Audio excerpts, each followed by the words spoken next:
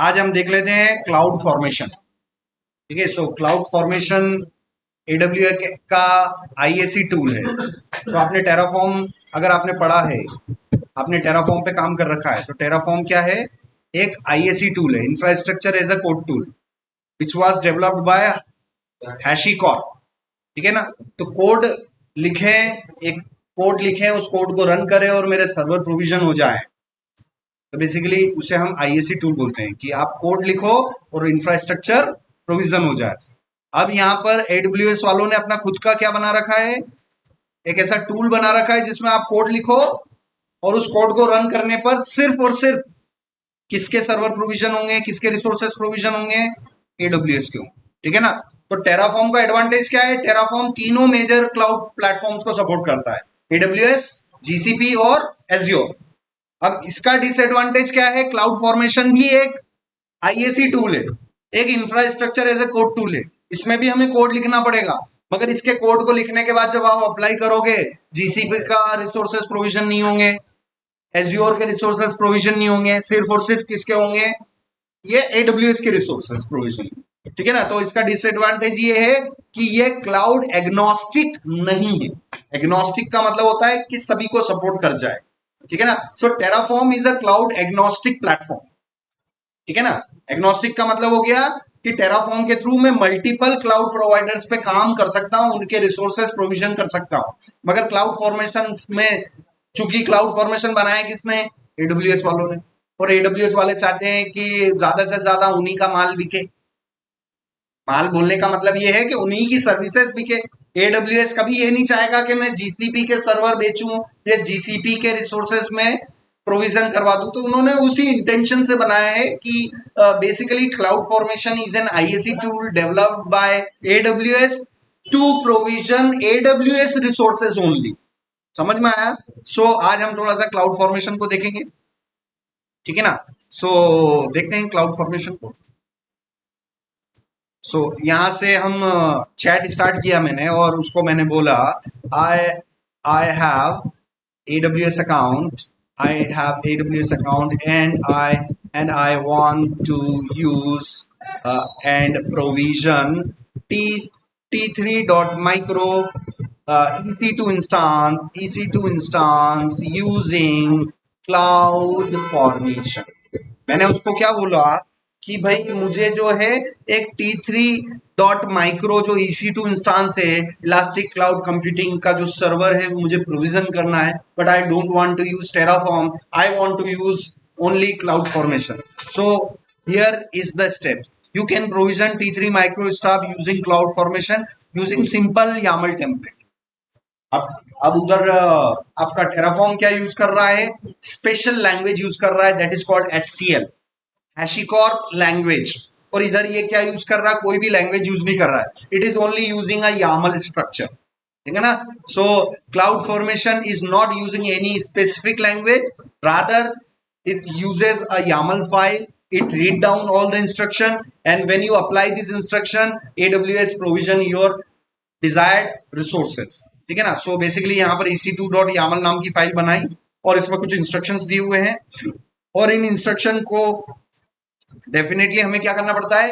Validate करना पड़ता है। जैसे आप टेराफॉर्म वैलिडेट करते हैं, उसी तरीके से आप अपनी यामल फाइल को भी, अगर कोई सिंटेक्स वैलिडेशन करना चाहते हैं तो भी वो आप कर सकते हैं। उसके बाद क्रिएट स्टैक। क्रिएट स्टैक का मतलब ये हो गया बेसिकली आपको अपने रिसोर्सेज प्रोविजन करने हैं। So AWS CloudFormation create stack, और आपने स्टैक का नाम दिया, और टेम्पलेट बॉडी में आपने बेसिकली यामल फाइल दिया, और बेसिकली आप उसको चेक कर सकते हैं। ठीक है ना? सो यहाँ पर हम गए, और यहाँ पर मैं AWS देखता हूँ, AWS करके मैंने इंटर किया, तो देखिए मेरे पास क्या है, अभी AWS CLI इंस्टॉल्ड है। अब AWS कॉन्फ़िगर करूं मैं, तो मेरे पास यहाँ पर अभी कोई भी की सेट नहीं है, तो मुझे एक IAM यूजर बनाना पड़ेगा AWS में जाके। AWS कंट्रोल पैनल में गया मैं, और अपना एक IAM हम सेटअप करेंगे, IAM यूजर।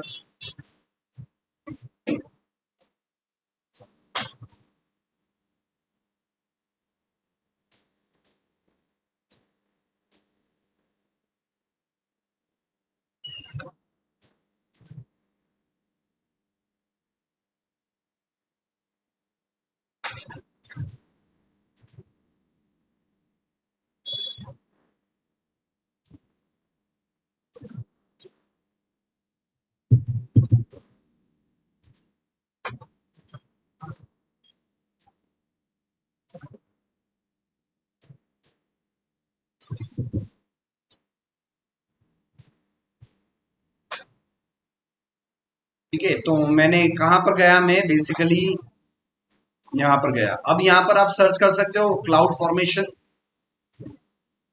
जैसे मैं फॉर्मेशन लिखूं तो क्लाउड फॉर्मेशन का हमें स्टैक क्रिएट करना होता है। अभी स्टैक मैंने एक भी क्रिएट नहीं किया हुआ है।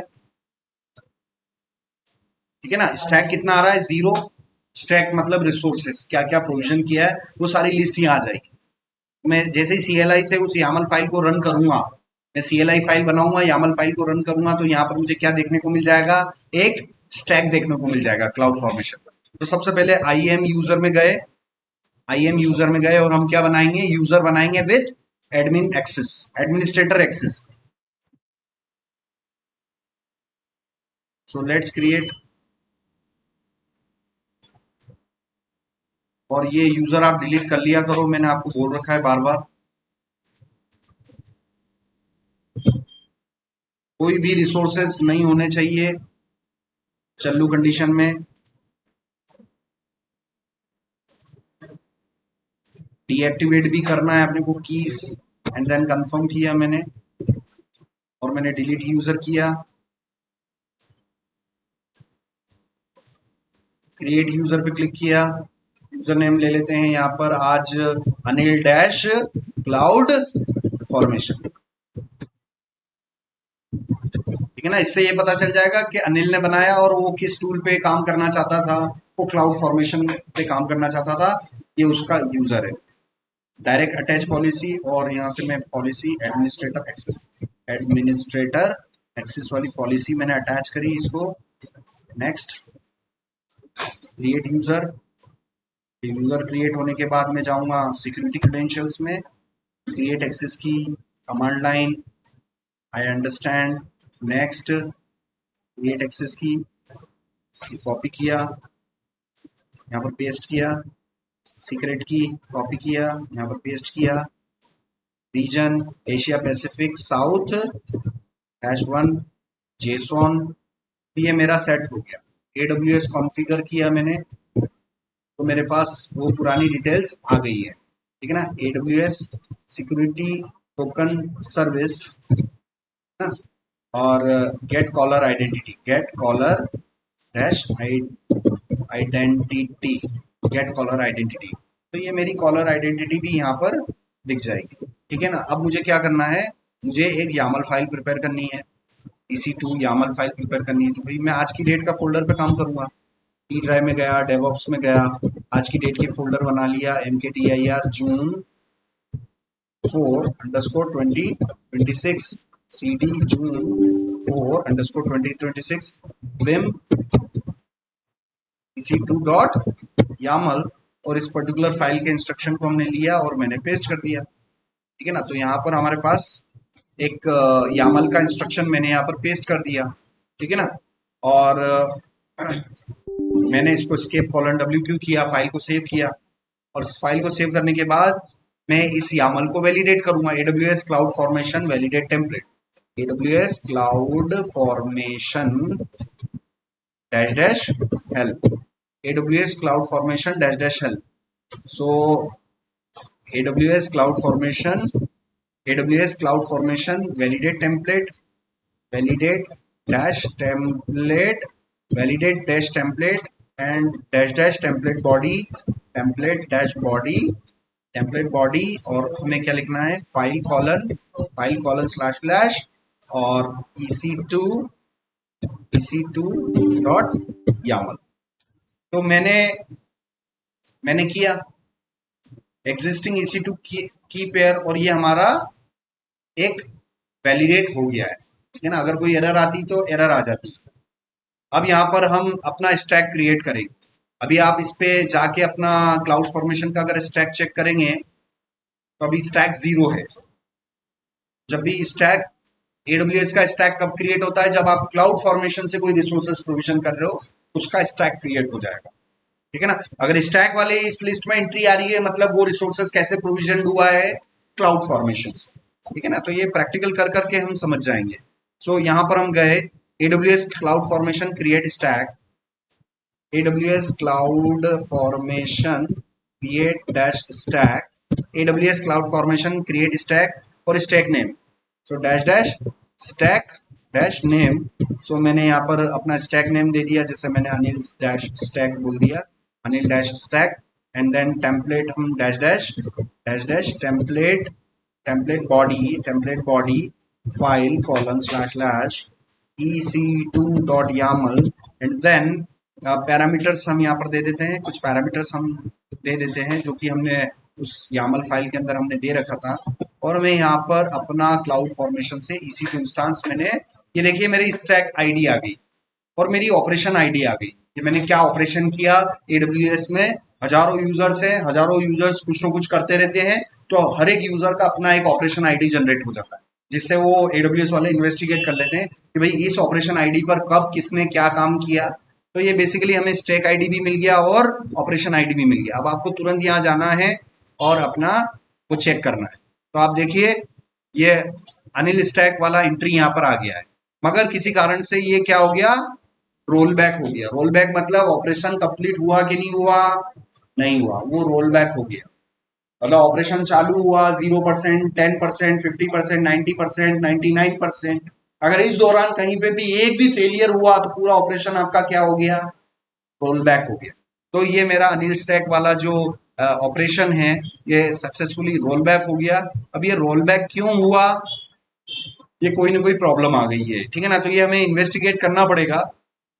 सो हम यहाँ से हम चेक कर सकते हैं why my stack is getting roll back, ठीक है ना। तो आप अपना इन्वेस्टिगेशंस कर सकते हैं, basically why my CloudFormation stack is getting rolled back, ठीक है ना। सो रोल बैक, सो मैंने मेरा क्लाउड फॉर्मेशन का स्टैक रोल बैक क्यों हो गया, तो again but it does not show the actual error. So to find out the exact reason, click on the Anil stack, open the event tab। ये बोल रहा है कि भाई अगर आपको कंप्लीट इन्वेस्टिगेशन करना है तो आपको अपने स्टैक पे जाना है और इवेंट सेक्शन में जाना पड़ेगा। और इवेंट सेक्शन में यहाँ पर बोलना है कि यहाँ पर आपको ये बताना पड़ेगा, ठीक है ना। So CloudFormation resource in the roll back state, parameter validation failed, parameter value my key pair for the does not exist.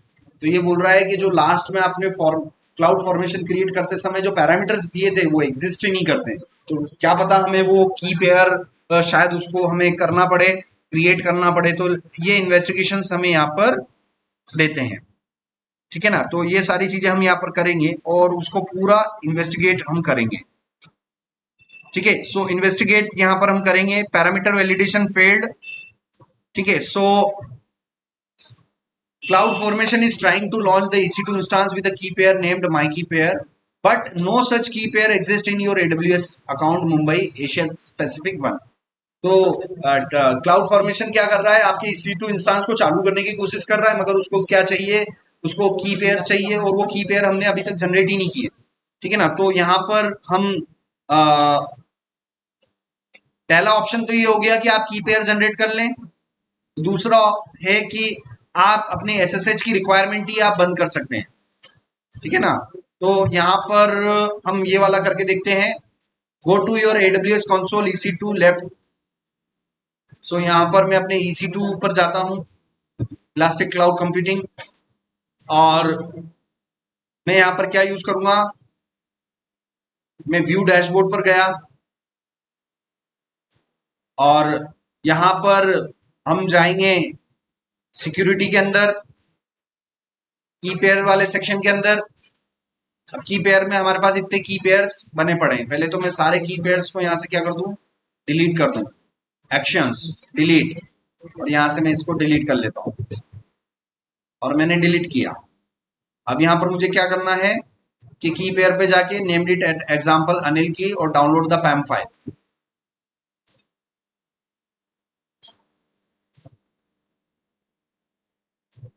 ठीक है। सो यहाँ पर हम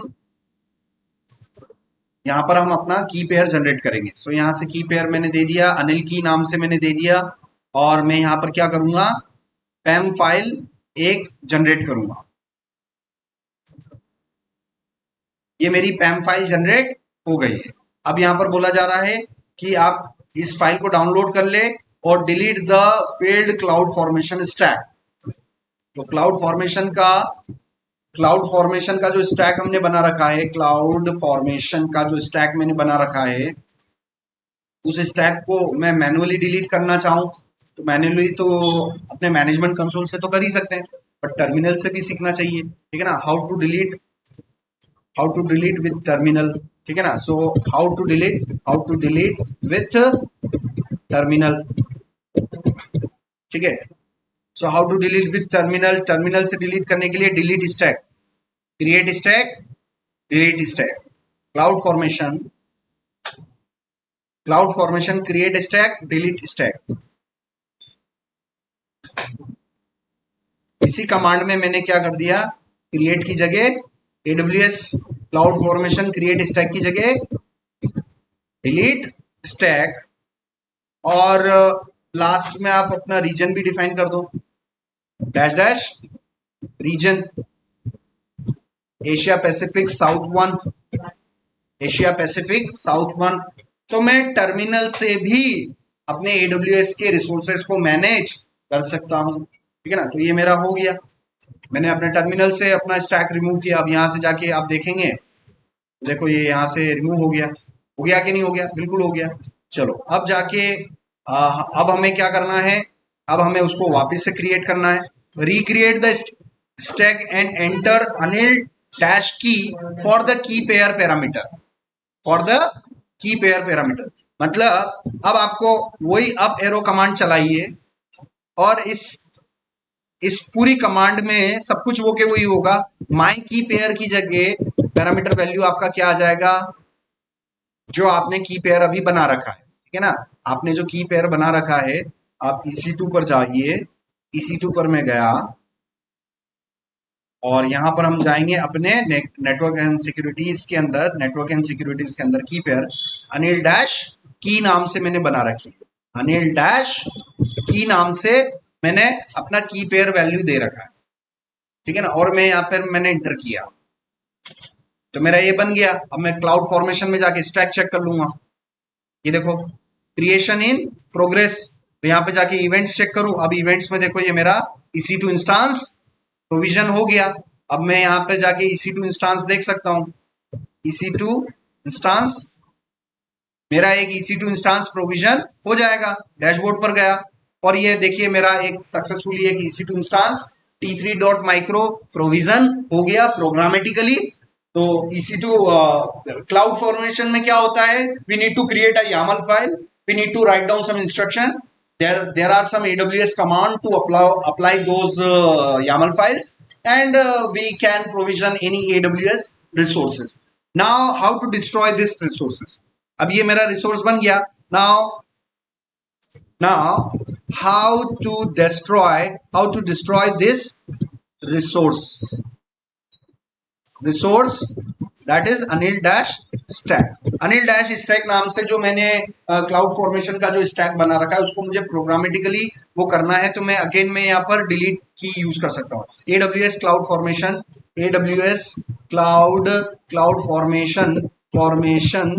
delete dash stack Anil dash stack, ठीक है ना। उसके बाद मैं यहाँ पर यूज कर सकता हूँ डिलीट स्टैक और यहाँ पर हमने dash dash stack name Anil dash stack, और उसके बाद आप रीजन दे सकते हो dash dash region Asia Pacific south dash 1, और मैंने इंटर किया तो मेरा क्लाउड फॉर्मेशन से मैं प्रोग्रामेटिकली मैं क्या कर रहा हूँ, यहाँ से वो रिमूव कर रहा हूँ। तो यहाँ से आप स्टैक देखना, तो मैंने अपना स्टैक डिलीट किया और कुछ देर में शायद हमारा स्टैक रिमूव भी, देखो डिलीट इन प्रोग्रेस। और EC2 इंस्टांस भी आप देखना टर्मिनेशन स्टेट में आ जाएगा, टर्मिनेशन क्या चला ही गया वो। अच्छा ये रनिंग वाला फिल्टर है, ये हटा दिया तो देखो टर्मिनेटिंग स्टेट में चला गया, ठीक है ना। तो with the help of AWS cloud formation you can create AWS resources and there is no special language for cloud formation. We need to write down the plain YAML files, we apply it, there are some AWS cloud formation commands there, we can create any AWS resources by those commands. ठीक है, तो ये आज आपको cloud formation का करना है और अपने रिज्यूमे में ऐड कर देना, टेराफॉर्म के पड़ोस में इसको ऐड कर देना कि क्लाउड फॉर्मेशन भी हमने कर रखा है। करना क्या प्रोविजन है, T3 माइक्रो ही करना है ना, और थोड़ा एंड टू एंड टेस्ट कर लेना।